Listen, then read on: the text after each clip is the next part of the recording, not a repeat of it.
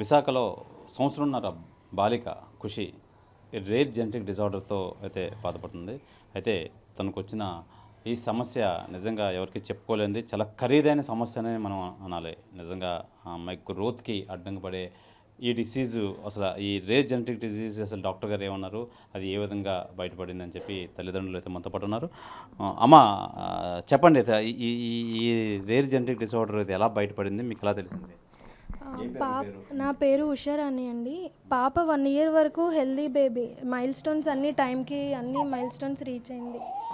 6 మంత్స్కి బోర్లా పడటం, 1 ఇయర్కి నడవటం లాంటివి అన్నీ చేసింది. 1 ఇయర్ తర్వాత సడన్గా కొంచెం వీక్ అవుతూ వచ్చింది.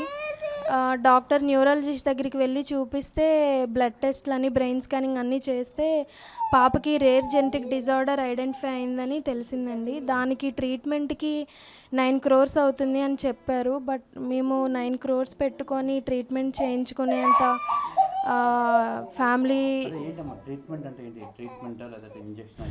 సార్, ఇది పాపకి ఏదైతే జీన్ ప్రాబ్లం వచ్చిందో ఆ జీన్ని రీప్లేస్ చేస్తారు సార్, ఒక ఇంజెక్షన్ అంతే. చిన్నపిల్లలకి వ్యాక్సిన్ ఎలా అయితే ఒక ఇంజెక్షన్ చేస్తారో సేమ్ అలానే ఒక 1 time ఇంజెక్షన్ సార్, అంతే.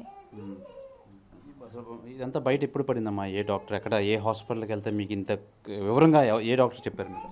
ఫస్ట్ డాక్టర్ క్యూర్ హాస్పిటల్లో చిన్నప్పటి నుంచి అక్కడే చూపించేవాళ్ళం సార్, వ్యాక్సినేషన్స్ అని. Doctor cure hospital Madhurawada. తర్వాత సార్కి చెప్పిన తర్వాత కొంచెం డౌట్ అనిపిస్తుంది, ప్రాబ్లం ఉన్నట్టుంది పాపకి, ఒకసారి న్యూరాలజిస్ట్ దగ్గరికి వెళ్తే బెస్ట్ అని చెప్పి రెయిన్బో చిల్డ్రన్ హాస్పిటల్కి సజెస్ట్ చేశారు సార్, వైజాగ్. అక్కడ అశ్విని మోహన్ గారు అని పాప బ్లడ్ టెస్ట్ అని, బ్రెయిన్ స్కానింగ్ ఇవన్నీ మేడం సజెస్ట్ చేస్తే చేసాం సార్. చేసిన తర్వాత పాపకి ఈ జెనెటిక్ డిజార్డర్ ఐడెంటిఫై అయింది సార్ అప్పుడే.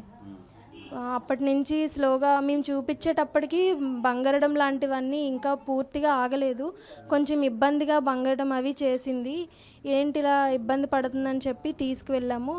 ఈ ట్రీట్మెంట్స్ అయ్యాయి. ఈ డిజార్డర్ అని చెప్పి మాకు తెలిసే టయానికి ఇంకా పూర్తిగా బంగరటం కూడా మానేసింది సార్. పాప పడుకుని ఉంటే మనం కూర్చోబెడితే కూర్చుంటుంది. బట్ ట్రీట్మెంట్ చేయకపోతే మాత్రం కొన్నాళ్ళకి ఇప్పుడు కాళ్ళు చేతులు అవి కొంచెం బాగానే కదుపుతుంది, కొన్నాళ్ళకి అవి కూడా చాలా కష్టమైపోద్ది సార్. అండ్ బ్రీతింగ్ ప్రాబ్లమ్స్ కూడా త్వరగానే వచ్చేస్తాయి ఈ బేబీస్కి. పాపది type 2 కాబట్టి ఒక 1 year 2 years లోపలే బ్రీతింగ్ ప్రాబ్లం కూడా వస్తుంది.